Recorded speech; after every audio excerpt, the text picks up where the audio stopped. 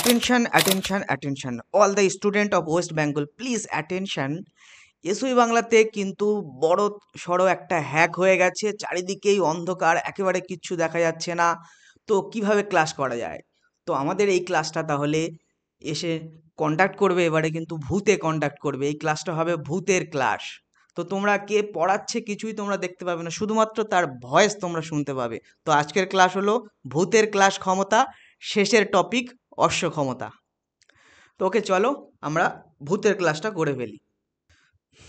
Okay, let's start. আমাদের যে পাওয়ার বা ক্ষমতা আমরা কাকে বলি? যদি দেখা গেছে যে সময়ের সাপেক্ষে কার্য কতটা হয়েছে সেটা আমরা বের করতে চাই, তাহলে তাকে কিন্তু ক্ষমতা বলা হয়। অর্থাৎ কার দেহে কত ক্ষমতা আছে এটা দিয়ে সেটা ডিটারমাইন করা হয় না, এটা ডিটারমাইন করা হয় যে সময়ের সাপেক্ষে সে কতটা কার্য করতে পারছে। আচ্ছা, এই কার্যটা কি কার্য? এই কার্যটা যদি কোনো অবজেক্টের উপরে কোনো ফোর্স ক্রিয়েট করা হয়, তাহলে সেই ফোর্সের ডিরেকশানে তার যে ডিসপ্লেসমেন্ট হবে সেটা দিয়ে ডিটারমাইন করা হয়। অর্থাৎ এই কার্যটা আমাদের কাজ করা বা থালা বাসন মাজা, গাড়ি চালানো এই সব কার্য নয়। এই কার্যটা কিন্তু বল প্রয়োগ করলে বলের অভিমুখে তার যে সরণ হবে সেটা দিয়ে ডিটারমাইন করা হয়। অর্থাৎ সেই ওয়ার্ক ডান, যেটাকে আমরা বলি কৃতকার্য, সেই ওয়ার্ক ডানকে যদি আমরা টাইম দিয়ে ডিভাইড করি তাকে আমরা বলবো পাওয়ার বা ক্ষমতা। অর্থাৎ দেখা গেল যে পাওয়ার বা ক্ষমতা হলো একক সময়ে কৃতকার্য। আচ্ছা, এরপরে তোমাদের প্রশ্ন আসবে, যদি টি সময়ে আমার কৃতকার্যের পরিমাণ ডাব্লু হয় তাহলে আমার ক্ষমতা কত হবে? তাহলে স্বাভাবিকভাবেই আমার ক্ষমতা হবে P equals to W divide by T, অর্থাৎ একক সময়ের ক্ষমতা। এবারে ক্ষমতার থেকে আমরা দুটো রাশি ডিটারমাইন করা শিখবো এখানে। একটাকে আমরা বলবো অ্যাভারেজ পাওয়ার, ঠিক আছে, যেটাকে বলা হবে শর্টে পি অ্যাভারেজ। তোমরা খেয়াল করো বোর্ডের দিকে, সেটাতে লেখা আছে পি অ্যাভারেজ। তো পি অ্যাভারেজ আমরা কিভাবে ডিটারমাইন করব? নর্মাল যে পাওয়ারটা ছিল, যেটা ডাব্লিউ বাই টি, অর্থাৎ ইউনিট টাইমের যে ওয়ার্ক ডানটা, সেটাকেই আমরা পি অ্যাভারেজ বলবো। এবারে আর একটা গুরুত্বপূর্ণ কোয়ান্টিটি এখানে ডিটারমাইন হলো, সেটাকে আমরা বলি ইনস্ট্যান্টেনিয়াস পাওয়ার বা তাৎক্ষণিক পাওয়ার। আচ্ছা, তাৎক্ষণিক পাওয়ারটা কি? এটাই আমাদের এই ভূতের ক্লাসের অন্ধকারের মতো একটুখানি আবছা লাগবে তোমার কাছে, কিন্তু বিষয়টা তোমার জানা বিষয়, কারণ একমাত্রিক গতিতে তোমরা কিন্তু এই কনসেপ্টটা শিখেছো, ইনস্ট্যান্টেনিয়াস বা তাৎক্ষণিক কাকে বলে। অর্থাৎ যে কোনো একটা মুহূর্তের পাওয়ার কিন্তু এখানে বোঝাবে। তো সেটাকে বের করার জন্য কিন্তু আমাদের যে আগের প্রসেসগুলো ছিল, যেমন আমরা ইনস্ট্যান্টেনিয়াস ভেলোসিটি, তাৎক্ষণিক বেগ, ত্বরণ, দ্রুতি, এগুলো বের করার সময় ডেরিভেটিভ করতাম, সিম্পলি এখানেও আমাদের তাহলে স্বাভাবিকভাবে আমাদেরকে ডেরিভেটিভ করতে হবে। এবারে যখন আমরা তাৎক্ষণিক বেগ বের করতাম তখন আমরা করতাম ডিএস ডিটি, বা তাৎক্ষণিক ত্বরণ বের করতাম তখন আমরা করতাম ডিভি ডিটি। তো এখানে আমরা কি করব? এখানে আমরা করব তাৎক্ষণিক ক্ষমতা বের করার সময় আমরা করব, সেটাকে লিখবো শর্টে পি আই, পি ইনস্ট্যান্টেনিয়াস, এবং সেটাকে লিখবো স্বাভাবিকভাবেই, যেটা যেহেতু এটা ডাব্লিউ বাই টি, তাহলে স্বাভাবিকভাবেই আমরা লিখবো ডি ডাব্লিউ বাই ডিটি। এবারে বলো, ডি ডাব্লিউকে আমরা ডিভাইড করতে পারি এফ ডট ডিআর, অর্থাৎ ফোর্স আর ডিসপ্লেসমেন্টের ডট প্রোডাক্ট। আমরা জানি যে পাওয়ার হলো ফোর্স আর ডিসপ্লেসমেন্টের ডট প্রোডাক্ট, সেটাকে আমরা নিচে ডিটি ছিল, ডিটি দিয়ে ডিভাইড করে দিলাম। এবারে তোমরা একটা জিনিস খেয়াল করো যে ডি আর ডিটির মানেটা কি? আমরা জানি ডি আর ডিটি মানে হলো ভি, ভেলোসিটি, তাই না? তাহলে এখান থেকে দেখো instantaneous power P I equals to তোমার দাঁড়িয়ে গেল যে এফ ডট ভি, অর্থাৎ F vector and V vector বা ভেলোসিটি ভেক্টর, এদের ডট প্রোডাক্ট। তাহলে এইটা কিন্তু সবসময় তোমাকে খেয়াল রাখতে হবে, এবং এখান থেকে তোমাকে ইম্পর্টেন্ট নিউমেরিক্যাল বারবার তোমাকে দেবে যে ইনস্ট্যান্টেনিয়াস পাওয়ার হলো এফ ডট ভি। এটা বোঝা গেল? তাহলে চলো আমরা আরো এগিয়ে চলি, আমাদের ভূতের ক্লাসে যত গভীরে যাব তত ভয়ঙ্কর হয়ে উঠবে বিষয়টা। চলো দেখো, ভি হলো কি? তাৎক্ষণিক বেগ। আর এফ এখানে কি? এফ এখানে হলো প্রযুক্ত বল। হলো, এই বিষয়টা তোমাদের ক্লিয়ার হলো? এরপরে স্বাভাবিকভাবেই তোমাদের মাথায় প্রশ্ন আসবে যে এই যে ক্ষমতা আমরা পড়ছি, পাওয়ার আমরা পড়ছি, এটার ইউনিট কি আছে? তো এটার এসআই ইউনিট হলো ওয়াট। এটাই ওয়াটটা হলো একটা প্রচলিত একক। ও এরপরে চলো, এরপরে আমরা একটা ইম্পর্টেন্ট টপিক দেখব, যে টপিক থেকে আমাদের কিন্তু নিউমেরিক্যাল করতে দেয়, বারবারই করতে দেয়, বারবার এখান থেকে কোশ্চেন কিন্তু আমরা পাই। সেটা কি? Power of a water drawing pump, অর্থাৎ জল তোলা পাম্পের ক্ষমতা বের করা। তোমাদের বাড়িতে কিন্তু সবাই প্রায় অধিকাংশ বাড়িতে কিন্তু পাম্প ইউজ করা হয় জল তোলার জন্য। মোটরের ইউজ করে তোমরা কিন্তু ট্যাঙ্কে জল ভরো। তো এই কেসে আমরা তার সেই ইঞ্জিনটা আছে সেই ইঞ্জিনের ক্ষমতা বের করা শিখবো এবং আমরা দেখবো সেই ইঞ্জিনের এফিসিয়েন্সি কিভাবে বের করে আর কিরকম ইঞ্জিনের পাম্প আমরা কিনবো সেটা কিন্তু আমরা এখান থেকে দেখবো। ওকে, তাহলে দেখি চলো আমাদের ভূতের ক্লাস আরো গভীরে যাচ্ছে এবং এটা পাম্পের ক্ষমতায় গিয়ে ঠেকলো এবারে। তাহলে দেখো এই উচ্চতায় যদি জল তোলার জন্য একটা পাম্পের কত ক্ষমতার প্রয়োজন হতে পারে সেটা আমরা দেখব। তাহলে এই উচ্চতায় জল তোলার জন্য পাম্পের ক্ষমতা যদি আমরা পি লিখি তাহলে সেটা কত হবে, যেহেতু সে এই উচ্চতায় জলটা তুলছে তাহলে সেটা অভিকর্ষের বিপরীতে তুলছে, তাহলে সে অভিকর্ষের বিপরীতে তুলতে যে কৃতকার্যটা তাকে করতে হবে সেটাকে আমরা বলি অভিকর্ষীয় কৃতকার্য, বা সেটাকে আমরা বলি অভিকর্ষীয় স্থিতিশক্তি, গ্র্যাভিটেশনাল পোটেনশিয়াল এনার্জি, এবং সেটাকে আমরা mgh দিয়ে ডিটারমাইন করি। তোমরা আগেই আমরা ক্লাসে বলেছি এটা। তাহলে দেখো এখানে আমরা gh লিখলাম আর m এর জায়গায় একটুখানি চেঞ্জ করলাম। কীরকম ভাবে চেঞ্জ করলাম, m এর জায়গায় আমরা স্বাভাবিকভাবে লিখে দিলাম dm dt। এবারে তোমাদের মাথায় প্রশ্ন করবে যে mgh তো ঠিকই আছে, কেন dm dt করে দিলে? তো এখানটায় সমস্যাটা হচ্ছে mgh এর জায়গায় আমরা dm dt এই কারণে করলাম, কখনো কখনো দেখা গেছে যে ওই ভরটা ভ্যারিয়েবল হয়। ভ্যারিয়েবল মানে কি, ভরটা সময়ের সাথে সাথে পরিবর্তিত হয়, অর্থাৎ যদি পরিবর্তিত ভর হয় তখন আমরা সেটাকে লিখি dm dt। দেখো পরের লাইনেই তুমি খেয়াল করবে, দেখো লেখা আছে dm dt হলো পরিবর্তিত ভর, আর যদি সাধারণ ভর হয় তাহলে সেটার জায়গায় আমরা লিখব p = mgh। ঠিক আছে, ক্লিয়ার হলো? তাহলে একটা পাম্পের এই উচ্চতায় জল তোলার জন্য প্রয়োজনীয় ক্ষমতা আমরা কিভাবে ডিটারমাইন করব, mgh দিয়ে ডিটারমাইন করব। এবারে তুমি যে বাজার থেকে যে পাম্প কিনবে সেই পাম্পের এফিসিয়েন্সি কিভাবে তুমি ক্যালকুলেট করবে সেটা শিখে নাও। তো দেখো ওই পাম্পের কর্মদক্ষতা আমরা কিভাবে নির্ণয় করতে পারি। তাহলে কর্মদক্ষতাকে আমরা ইংরেজিতে বলি এফিসিয়েন্সি। তাহলে এফিসিয়েন্সি অফ দ্য পাম্প কে আমরা কিভাবে ডিফাইন করব, সেটাকে ডিফাইন করব output power by input power. অর্থাৎ আউটপুট কতটা ক্ষমতা তুমি দিয়েছো আর নিচে তুমি ইনপুট কতটা দিয়েছো, তার মানে বিষয়টা কি গেল, যে কতটা ইনপুট পাওয়ার দিয়ে তুমি কতটা আউটপুট পাওয়ার পাচ্ছ, এবং তাকে যদি তুমি 100 দিয়ে গুণ করো তাহলে তুমি তার পার্সেন্টেজটা পেয়ে যাচ্ছ। অর্থাৎ ওই পাম্পের এফিসিয়েন্সি আমরা পার্সেন্টেজ ভ্যালুতে পেয়ে যাচ্ছি। তাহলে এটা মাথায় রাখবে, এটা কিন্তু আমাদের নিউমেরিক্যাল করার সময় কাজে লাগবে, এবং তুমি তোমার বাড়িতে তোমার পাম্পের এফিসিয়েন্সিও চেক করতে পারো এভাবে, কতটা ইনপুট পাওয়ার তুমি দিয়ে কতটা আউটপুট পাওয়ার পেলে তাকে তুমি 100% দিয়ে গুণ করে তুমি তার পার্সেন্টেজ ভ্যালু বের করতে পারবে। চলো এরপরে আমরা এগিয়ে যাই। এরপরে তোমরা দেখো এবারে এসো আমরা কিছু নিউমেরিক্যাল করে ফেললি on the topic of the power. এই পাওয়ার যে টপিকটা আমরা শিখছি সেই টপিকের উপরে আমরা কিছু নিউমেরিক্যাল করে নিই। এটা ভূতের ক্লাস হলেও এই ভূতটাও সচেতন, এও জানে যে কনসেপ্ট পড়ানোর সাথে সাথে নিউমেরিক্যাল করাতে হয়। ঠিক আছে, চলো। তো প্রথম হলো আমাদের নিউমেরিক্যাল 1। নিউমেরিক্যাল 1-এ কি আছে দেখো, একটা বস্তু কণা এফ বলের প্রভাবে এক্স অক্ষ বরাবর গতিশীল। তাহলে বস্তু কণাটা এফ বলের প্রভাবে এক্স অক্ষ বরাবর গতিশীল।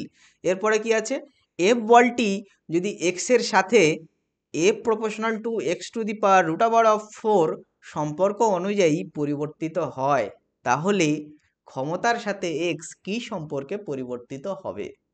তাহলে খুবই সিম্পল, কি দেওয়া আছে আমাদের, একটা কণা এফ বলের প্রভাবে এক্স অক্ষ বরাবর গতিশীল এবং এফ বলটি এক্স এর সাথে একটা রিলেশন অনুযায়ী চেঞ্জ হয়। কোন রিলেশনটা দেখো বোর্ডে একেবারে স্পষ্টই লেখা আছে, সেটা হলো এফ প্রপোর্শনাল টু 1/√4। ঠিক আছে, এবারে বলছে পি প্রপোর্শনাল টু কত হবে, পি এক্স এর সাথে কি সম্পর্কে পরিবর্তিত হবে, সেটা কিন্তু আমরা এখান থেকে বের করব। ঠিক আছে, তাহলে চলো অঙ্কটা কি হয় দেখো, আমাদের বোর্ডে ভিজিবল হয়ে গেল অঙ্কটার অ্যান্সার। এবারে সেটা ডিসকাস করবে তোমাদের সেই স্পেশাল গোস্ট। তো দেখো এফ প্রপোর্শনাল টু কি হবে, এফ প্রপোর্শনাল টু আমাদের বলা আছে প্রপোর্শনাল টু হলো এক্স টু দি পাওয়ার 1/√4। তাহলে সেটাকে আমরা লিখতে পারি এক্স টু দি পাওয়ার -1/4।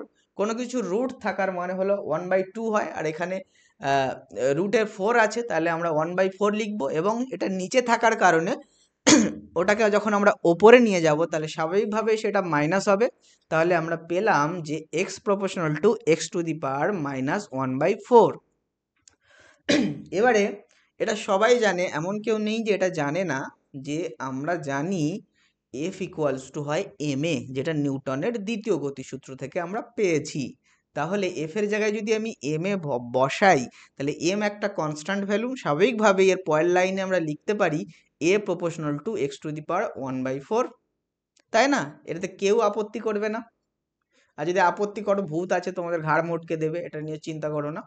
তো এরপরে চলো, এ হলো, তাহলে এ ইকুয়ালস টু আমরা লিখে দিলাম কে constant x to the power -1/4, যেখানে কে কি আমরা জানি সমানুপাতিক ধ্রুবক তুলতে গেলে স্বাভাবিকভাবেই একটা সমানুপাতিক চিহ্ন তুলতে গেলে স্বাভাবিকভাবে একটা ধ্রুবক আনতে হয়, যাকে আমরা বলি সমানুপাতিক ধ্রুবক। তাহলে কে হলো এখানে আমাদের সমানুপাতিক ধ্রুবক।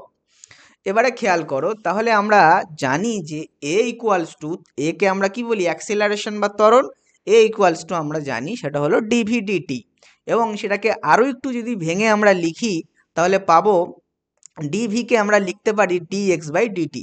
তাহলে দেখো আমরা লিখছি ওই ডিভি ডিটিকে একটু ভেঙে লিখছি, কীরকমভাবে লিখছি দেখো, প্রথমে ডিএক্স ডিটি লিখলাম, আর ওপরে যেহেতু আমরা ডিএক্স নিয়েছি তাহলে ওই ডিএক্সকে আমাদের নিচে কাটতে হবে। তো নিচে কাটার জন্য নিচেও একটা ডিএক্স দিয়ে ভাগ করলাম, আর ডিএক্স এর ওপরে দেখো একটা ডিভি আছে। তাহলে খেয়াল করো আমাদের ডিএক্স ডিএক্স কেটে গিয়ে কিন্তু সেই ডিভি ডিটি থেকে যায়, তাই না? তাহলে এইটা একটা ভালো ফর্মে আমরা নিয়ে আসলাম।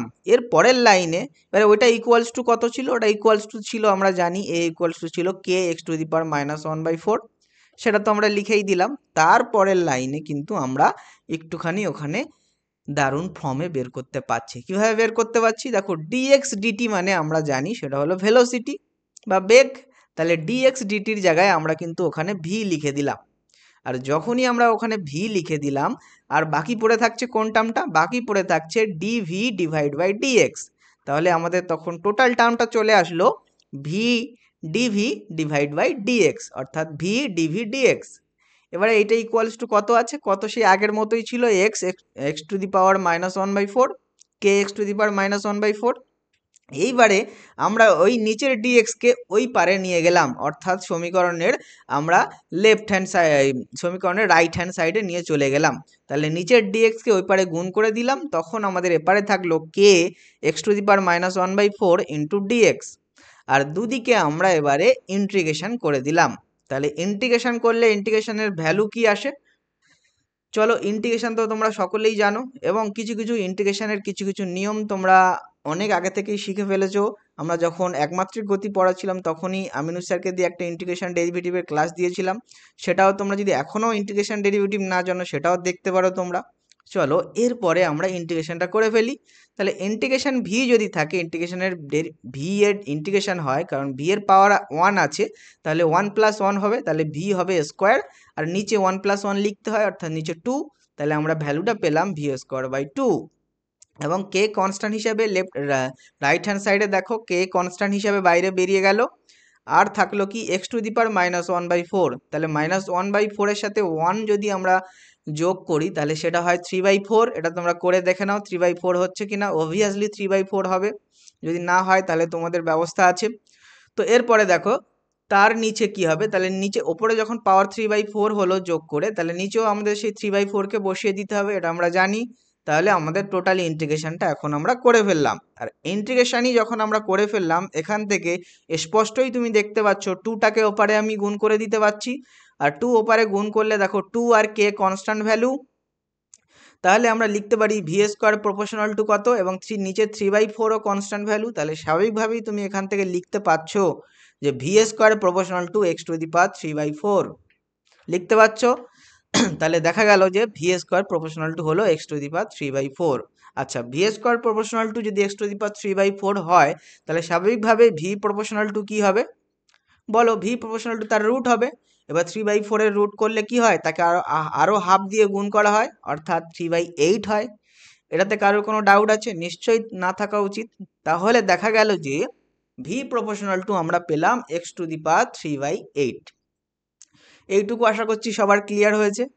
এবারে বলো, আমরা জানি যে power equals to F dot V, অর্থাৎ এফ আর ভি এর ডট গুণফল। এবারে দেখা গেল যে আমাদের এফ প্রপোর্শনাল টু আগেই থেকেই বলে দেওয়া আছে x⁻⁻1/4, দেখো সবার প্রথমে লেখা আছে, যেটা আমাদের কোশ্চেনে বলা ছিল। আর ভি প্রপোর্শনাল টু আমরা বের করে ফেলেছি x⁻3/8। এবার এই দুটোকে আমরা ডাইরেক্ট গুণ করে দিই, তাহলে পি প্রপোর্শনাল টু কত পেয়ে যাব। তাহলে প্রথমে আমরা লিখলাম পি প্রপোর্শনাল টু x⁻3/8, যেটা আমরা ভি থেকে পেয়েছি। আর এফটা কি ছিল, এফটা ছিল x⁻1/4। -1/4কে যদি নিচে দিই তাহলে হয় x⁻1/4, এটা তোমরা সবাই জানো, এটাতে কারোর কোনো ডাউট নেই। তাহলে এখান থেকে ফাইনাল রেজাল্টটা তুমি পেলে x⁻3/8 ডিভাইড বাই x⁻1/4। তার মানে দাঁড়ালো, দেখো এটাকে 3/8 থেকে 1/4 বিয়োগ করো, তাহলে থাকছে পি প্রপোর্শনাল টু x⁻1/8।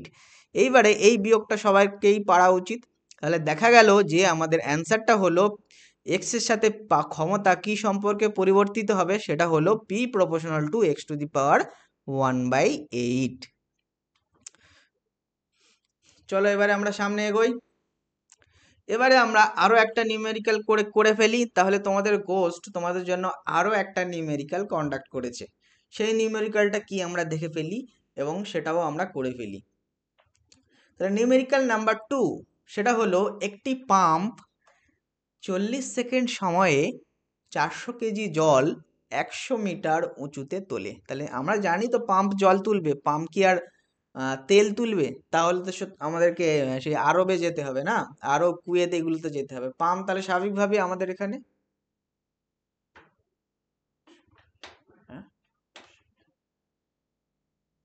বুঝতে পারলাম।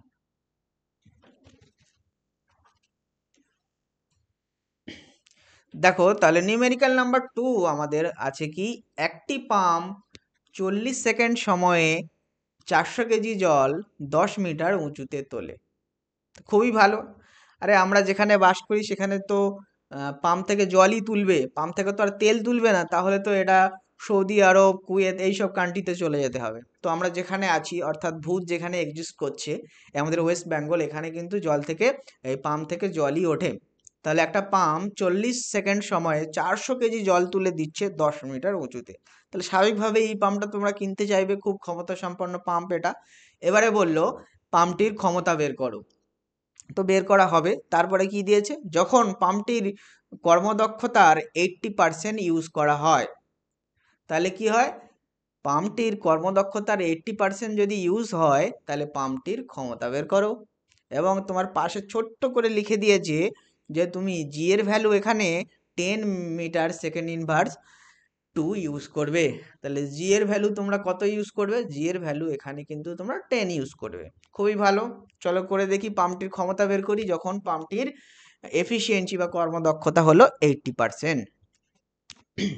তো দেখো, তাহলে অভিকর্ষের বিপরীতে আমরা ওই পাম্পটির দ্বারা কত কৃতকার্য করতে পারবো 10 মিটার উঁচুতে তোলার জন্য, নিশ্চয়ই সেটা আমরা সেই সমীকরণ ইউজ করব, W = mgh। তাহলে এম কত, এম হলো 400 কেজি, বসিয়ে দিলাম। জি কত বলেছে 10 ইউজ করবে, 10 ইউজ করে দিলাম।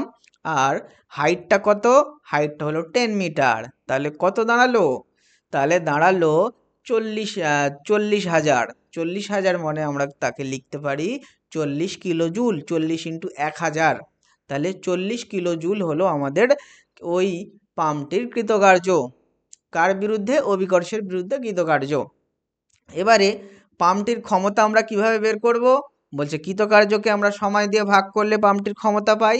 তাহলে কৃতকার্য আমরা পেয়েছি 40 ইন্টু 10⁻³ মানে 40,000 ওয়াট, এবং 40,000, আর নিচে ডিভাইড বাই ∆t, সময়টা কত, সময়টা সবাই জানে, কোশ্চেনে দেওয়া আছে, সেটা হলো 40 সেকেন্ড। তাহলে 40 40 কেটে গেল, থাকলো 10⁻³ ওয়াট। তার মানে 10⁻³ ওয়াট মানে 1000 ওয়াট, যেটাকে আমরা বলতে পারি 1 কিলোওয়াট হলো। এরপরে দেখো বলেছে, আমাদের কোশ্চেনে বলা ছিল পাম্পটি তার ক্ষমতার 80% ইউজ করতে পারে, অর্থাৎ পাম্পটির কর্মদক্ষতা হলো 80% বা এফিসিয়েন্সি 80%। তাহলে পাম্পটি, যদি পাম্পটির ক্ষমতা পি হয়, তাহলে পি ইন্টু 80%, বা যেটাকে আমরা লিখতে পারি 80/100। 80% মানে কি 80/100, তো তাহলে পি ইন্টু 80/100 যেটাকে আমরা পেলাম যে ভ্যালুটা, সেটা আমরা পেলাম 1 কিলোওয়াট। তাহলে এখান থেকে পাম্পটির ক্ষমতা পি বেরিয়ে যাচ্ছে 1 কিলোওয়াট মানে 1000 ওয়াট। আর 1000 ওয়াটকে আমরা আবার নিচের 100 দিয়ে গুণ করলাম, আবার সেটাকে 80 দিয়ে ভাগ করলাম, তাহলে পি এর ভ্যালু আমরা পেয়ে গেলাম। এবারে তোমার এখান থেকে দেখো দাঁড়ালো কত, উপরে দাঁড়ালো 1000 কিলোওয়াট, 1000 কিলোওয়াট, আর নিচে দাঁড়ালো 80। তাহলে এখান থেকে আমরা ভ্যালু পেলাম 1.25 কিলোওয়াট। তাহলে আমাদের এই পাম্পটার ক্ষমতা কত দাঁড়ালো, যদি সে তার এফিসিয়েন্সি 80% হয়, তাহলে এই পাম্পটার ক্ষমতা দাঁড়ালো 1.25 কিলোওয়াট।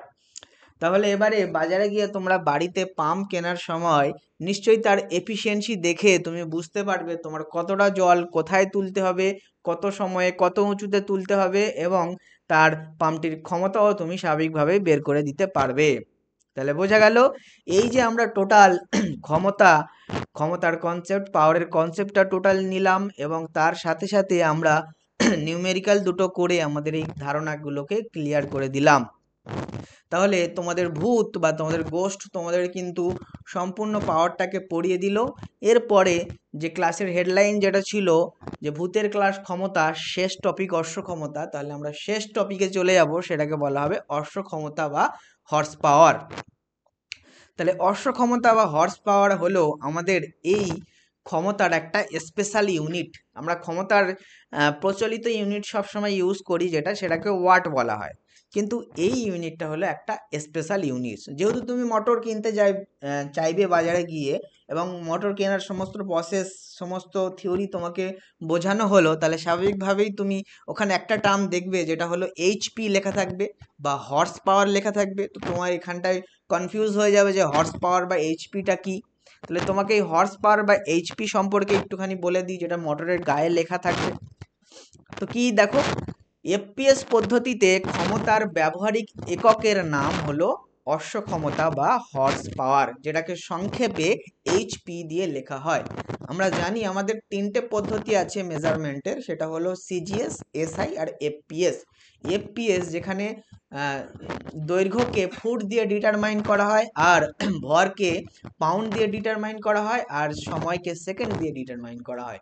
সেইখানে সেই পদ্ধতিতে পাওয়ারের এককের নাম হলো অশ্ব ক্ষমতা বা হর্স পাওয়ার। এবারে এটার ডেফিনেশন কি হবে, বলছে কোনো যন্ত্র বা ব্যক্তি যদি 550 পাউন্ড ভর সম্পন্ন কোনো বস্তুকে অভিকর্ষের বিপরীতে উলম্বভাবে 1 সেকেন্ডে 1 ফুট তুলতে পারে, তাহলে তার ক্ষমতাকে বলা হয় 1 এইচপি বা 1 হর্স পাওয়ার।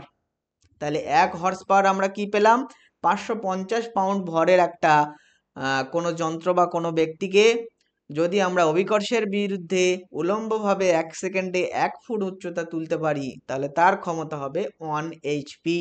এবং এই 1 এইচপি ইকুয়ালস টু আমরা কি লিখব, 550 foot into pound divide by second. এই এলবি যেটা আছে এটা দিয়ে কি বোঝায়, এটা দিয়ে এল শব্দটা আমাদের একটা শব্দ লিব্রা থেকে এসছে, তাই এল দিয়ে বোঝায়, এলবি দিয়ে বোঝায় পাউন্ড। ঠিক আছে, এটা অনেকে আইবি ভেবে নেয়, কিন্তু এটা এলবি, এটা মাথায় রাখবে। তো এরপরে দেখো, তাহলে বৈদ্যুতিক মোটর প্রভৃতির ক্ষমতা সাধারণত হর্স পাওয়ার এককে প্রকাশ করা হয়। তাহলে বোঝা গেল কি, আমি যেটা তোমাকে বললাম, তুমি মোটর কিনতে যাবে তোমার বাড়ির জন্য, তো তোমার বাবাকে তখন তুমি স্বাভাবিকভাবেই বলবে যে এই হর্স পাওয়ারটা আমরা চেক করে নেব। হর্স পাওয়ারের মানেটা তুমি বুঝিয়ে দেবে যে 550 পাউন্ড জলকে সে 1 সেকেন্ডে 1 ফুট তুলতে পারবে, এটা দিয়ে এটাই ডিটারমাইন করছে। সেখান থেকে তুমি স্বাভাবিকভাবে ক্যালকুলেট করে নিতে পারবে যে তোমার এই পাম্পটা কতটা জল উপরে তুলতে পারবে, এবং কত সময় নেবে, আর কত উচ্চতা তুলতে পারবে। তো আজকের ক্লাস এই অশ্ব ক্ষমতায় শেষ হলো। ভূতের ক্লাস কিন্তু অশ্ব ক্ষমতায় গিয়ে শেষ হলো। শুরু হয়েছিল ক্ষমতা থেকে এবং শেষ হলো অশ্ব ক্ষমতায়। ওকে, তো থ্যাংক ইউ এভরিওয়ান। অ্যাকচুয়ালি ভূত বিষয়টা কিভাবে এলো এখানে, তো অ্যাকচুয়ালি স্বাভাবিকভাবে ভূতের অস্তিত্ব আমরা দেখতে পাই না, কিন্তু এসওই বাংলাতে কিভাবে ভূত ঢুকে গেল, তো অ্যাকচুয়ালি এটা হলো একটা রোস্টিং প্রসেস। তো অ্যাকচুয়ালি স্বাভাবিকভাবেই যে গোস্টের এক্সিস্টেন্স হয় না, গোস্ট ইজ অলওয়েজ রোস্ট, গোস্টকে সবসময়ই রোস্ট করা হয়। তো এখানে আমরা অ্যাকচুয়ালি তোমরা খেয়াল করবে যে এই সময়টা হলো একটা খুবই বর্ষাকাল। এই বর্ষাকালে এসওই বাংলাতে আর আসা পসিবল হচ্ছে না। তো আমরা কি করলাম, সেই জন্য কন্টেন্ট বানিয়ে নিলাম, কন্টেন্ট বানিয়ে সামনে শো করা হচ্ছে, আর আমি বাড়িতে থেকে এটা কিন্তু বলতে থাকছি, বাড়িতে থেকেই মাইক ইউজ করে সেটাকে বলতে থাকছি, এবং সেটা রেকর্ড করা হচ্ছে, রেকর্ড করে ফাইনালি এই ক্লাসটা তোমাদের জন্য কন্ডাক্ট করা হয়েছে, যেটাকে বলা হয় ভূতের ক্লাস ক্ষমতা, শেষ টপিক অশ্ব ক্ষমতা। তো ঠিক আছে, চলো এভরিওয়ান, পরের ভিডিওতে আবার তোমাদের সাথে দেখা হবে। হুম, অত্যন্ত টায়ার্ড হয়ে গেছি, বর্ষাকালে আর ভালো লাগছে না, আবার ঘুমিয়ে পড়ি, পরের দিন আবার দেখা হবে তোমাদের